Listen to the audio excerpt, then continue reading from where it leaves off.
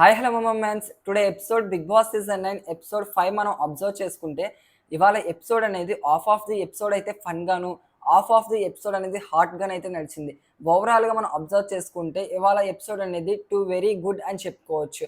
Fun create చేసే విషయంలో ఇమాన్యుయల్ గారు, సంజన గారు ఇవాళ ఎపిసోడ్ లో వెరీ గుడ్ అయితే పర్ఫామ్ చేశారని చెప్పుకోవచ్చు.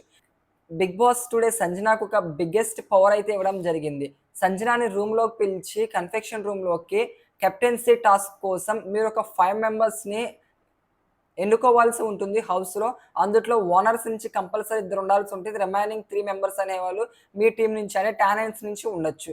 సో, ఫైనల్‌గా సంజనాని కన్ఫెక్షన్ రూమ్‌లోకి పిలిచిన తర్వాత బిగ్ బాస్ తన యొక్క మాటలతో సంజనాని ఇంప్రెస్ చేసిన విషయమే గాని, తన యొక్క కాన్ఫిడెన్స్ లెవెల్ పెంచే విషయంలో మనం అబ్జర్వ్ చేసుకుంటే బిగ్ బాస్ చాలా మంచిగా అయితే మాట్లాడారు సంజన విషయంలో అని నాకు అనిపించింది.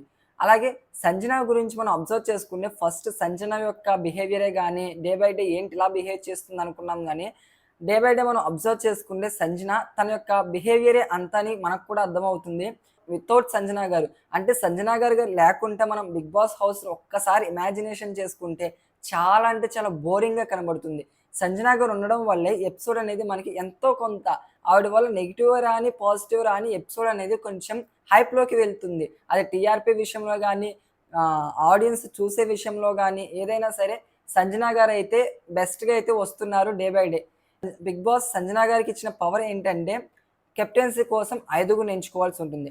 అయితే ఇక్కడ మరి సంజన గారు కరెక్ట్‌గా ఐదుగురిని ఎంచుకున్నారా? లేదంటే తను స్వార్థంగా ఆలోచించారంటే, నేనైతే సంజన గారు తను కరెక్ట్‌గానే డిసిషన్ తీసుకున్నారని చెప్తాను. ఎందుకంటే బిగ్ బాస్ పవర్ ఇచ్చింది ఎవరికి? సంజనాకి. సో, సంజన ఇష్టం. సంజన ఎవరు సెలెక్ట్ చేసుకుంటనేది తన చాయిస్.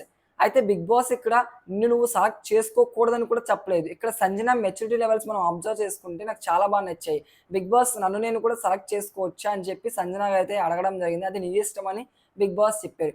ఎందుకంటే ఫస్ట్ ప్రయారిటీ మనకు మనం ఇచ్చుకోవాలి. ఎందుకంటే బిగ్ బాస్ హౌస్‌లోకెళ్ళామంటే గేమ్ అనేది మన కోసం మనం ఆడుతున్నాం.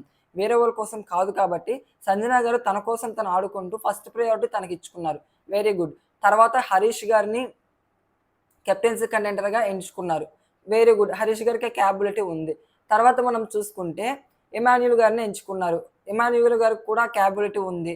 నెక్స్ట్ మనం చూసుకుంటే షష్ఠి గారిని ఎంచుకుంటున్నప్పుడు ఒక రీజన్ అయితే చెప్పడం జరిగింది. షష్ఠి గారితో నన్ను నేను కంపేర్ చేసుకుంటే షష్ఠి గారు నాకంత కాంపిటీషన్ అనిపించరు. అందుకే నాకు ప్లస్ అవ్విద్దని చెప్పి నేను షష్ఠి గారిని అయితే చూస్ చేసుకోవడం చెప్పడం జరిగిందని చెప్పి సంజన చెప్పడం జరిగింది. ఇక్కడ నాకు సంజన గారు వెల్ గుడ్ అనిపించారు.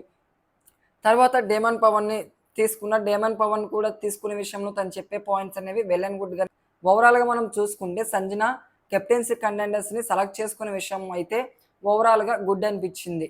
ఇక చపాతీ ముక్క గురించి మొదలైన గొడవ అనేది శ్రీజ, ప్రియ వర్సెస్ మనీష్ గారు. వీళ్ళ ముగ్గురికి ఫైటింగ్ అనేది స్టార్ట్ అయింది. అసలు ఇక్కడ మనీష్ చెప్పే పాయింట్ ఏంటంటే టాలెంట్స్ అందరూ పర్మిషన్ లేకుండా హౌస్‌లోకి ఎలా వచ్చారు అంటున్నారు. ప్రియా గారు ఏమంటున్నారంటే కొంతమంది నన్ను అడిగొచ్చారు. నేను పర్మిషన్ ఇచ్చానని ప్రియా గారు అంటున్నారు. ఇక్కడ నెక్స్ట్ మనం చూసుకుంటే శ్రీజ గారు కూడా అలాగే. అయితే మనీష్ గారు చెప్పే పాయింట్ ఏంటి అంటే నేను మిమ్మల్ని ఇప్పటి నుంచి అబ్జర్వ్ చేస్తున్నాను. ఒక 2 డేస్ నుంచి అబ్జర్వ్ చేస్తున్నాను. మీరు ప్రతి విషయంలోనూ వెళ్లి దూరిపోతున్నారు. ప్రతి విషయంలోనూ కంటెంట్ నాది ఉండాలని భావనతో మీరు ఉంటున్నారు అని చెప్పడం జరిగింది. యెస్, నాకు అదే అనిపిస్తుంది. నాకే కాదు ఆడియన్స్ కూడా అదే అనిపిస్తుంది ఓవరాల్‌గా.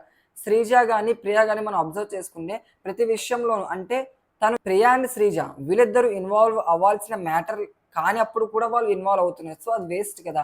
సో, ఇక్కడ హరీష్ చెప్పిన పాయింట్ కరెక్టే అనిపించింది. సో, ఓవరాల్‌గా మనం చూసుకుంటే నాకు ఇక్కడ ఈ గొడవలో హరీష్ గారే కరెక్ట్ అనిపించింది.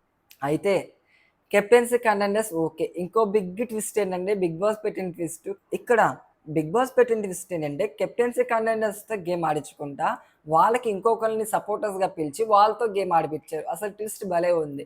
అయితే కెప్టెన్సీ కంటెండర్స్‌గా ఉన్న వాళ్ళకి సపోర్ట్‌గా వచ్చిన వాళ్ళు హరీష్‌కేమో పవన్ కళ్యాణ్ సపోర్ట్‌గా వచ్చాడు.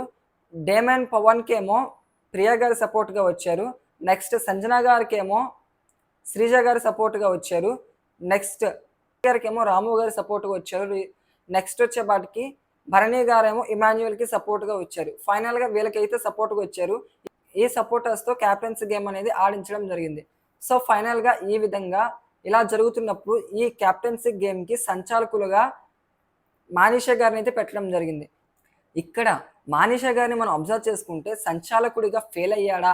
లేకపోతే పాస్ అయ్యాడా? మనం అబ్జర్వ్ చేసుకుంటే నా యొక్క పాయింట్ ఆఫ్ వ్యూలో నేను చూసుకుంటే ఇమాన్యుయల్‌ని ఎలిమినేట్ చేయడం జరిగింది మానిష్ గారు. ఎందుకంటే గ్రీన్ లైట్ అనేది ఎలగకుండా రెడ్ లైటింగ్ ఉన్నప్పుడే కింద అనేది లెగ్ దగ్గర ఆ స్టిక్ అనేది లాగేయడం జరిగింది. సో, ఆ విధంగా. అయితే డేమన్ పవన్ ఫస్ట్ వెళ్ళినప్పుడు, అలాగే షష్ఠి గారు వెళ్ళినప్పుడు వీళ్ళిద్దరికీ ఇక్కడ మానిష్ గారు ఆగండి, ఆగండి గ్రీన్ వచ్చేంత వరకు అని చెప్పడం జరిగింది. ఆ డేమన్ పవన్‌కైనా సరే, షష్ఠి గారికైనా సరే. సో, నెక్స్ట్ ఏంటంటే ఇమాన్యుయల్ అని పిలిచిన తర్వాత మానిష్ గారు ఇమాన్యుయల్‌కి ఏ ఇన్‌స్ట్రక్షన్స్ ఇవ్వలేదు. ఇక్కడ ఇమాన్యుయల్ కూడా ఒక్క నిమిషం కూడా, ఒక్క సెకండ్ కూడా ఆలోచించకుండా వెళ్లి ఎమ్మటనే తీసేసాడు. అక్కడ మనం చూసుకుంటే మానిష్ గారు అలా నిలబడి చూస్తున్నారు ఇమాన్యుయల్ తీసినప్పుడు కూడా. మానిష్ గారికి కూడా ఎప్పుడు బల్బ్ ఎలిగిందంటే, ఎప్పుడైతే గ్రీన్ లైట్ ఎలిగిందో అది అబ్జర్వ్ చేయడంతో అప్పుడు బల్బ్ ఎలిగింది. ఎవరికి? మానిష్ గారికి. అయ్యో! గ్రీన్ లైట్ వచ్చి రాకముందులే తీసేసారు మీరు. మీరు రూల్స్ బ్రేక్ చేశారు. అందుకే మిమ్మల్ని ఎలిమినేట్ చేస్తున్నాను టీమ్ అని చెప్పడం జరిగింది మానిష్ గారు ఇమాన్యుయల్‌కి. సో, ఇక్కడ మిస్టేక్ ఎవరిది? నేనైతే ఫస్ట్ మానిష్ గారిదే మిస్టేక్ అని చెప్తాను. ఎందుకంటే అందరికి ఇన్‌స్ట్రక్షన్స్ చేస్తున్నప్పుడు ఇమాన్యుయల్‌కి కూడా ఇన్‌స్ట్రక్షన్స్ ఇవ్వాలి కదా! సో, అక్కడి వరకు మానిష్ గారిది మిస్టేక్ అని మనం అబ్జర్వ్ చేసుకుంటే కొన్ని కొన్ని ఓట్స్ దగ్గర ఇమాన్యుయల్ గారు నోరు జారారు. ఆ ఓట్స్ ఏంటంటే మీరు మీ టీమ్‌కే సపోర్ట్ చేసుకుంటున్నారు, కామనర్స్‌కే సపోర్ట్ చేస్తున్నారు అని చెప్పడం జరిగింది. సో, మానిష్ గారైతే కామనర్స్‌కైతే సపోర్ట్ చేయలేదు. హానెస్ట్‌గానే ఆడారు. ఇమాన్యుయల్‌ని ఆగమని చెప్పడం మర్చిపోవడం వల్ల తను మిస్టేక్ చేయడం జరిగింది. కామనర్స్‌కి సపోర్ట్ చేయడం వల్ల కాదు. సో, ఇక్కడ మనం చూసుకుంటే కొన్ని కొన్ని ఓట్స్‌లో ఇమాన్యుయల్ కూడా తప్పు అనిపించాడు. ఇక్కడ సంచాలకుడుగా మానిష్ ఓడిపోయాడు. అలాగే కొన్ని కొన్ని ఓట్స్ విషయంలో మనం చూసుకుంటే ఇమాన్యుయల్ కూడా చాలా తప్పు ఉంది. సో, మీ యొక్క ఒపీనియన్ కింద కామెంట్ సెక్షన్‌లో తప్పకుండా కామెంట్ చేయండి. మరిన్ని ఇలాంటి లేటెస్ట్ అప్డేట్స్ కోసం మన ఛానెల్‌ని సబ్స్క్రైబ్ చేసుకొని ఇక ఉంటా. By bye guys.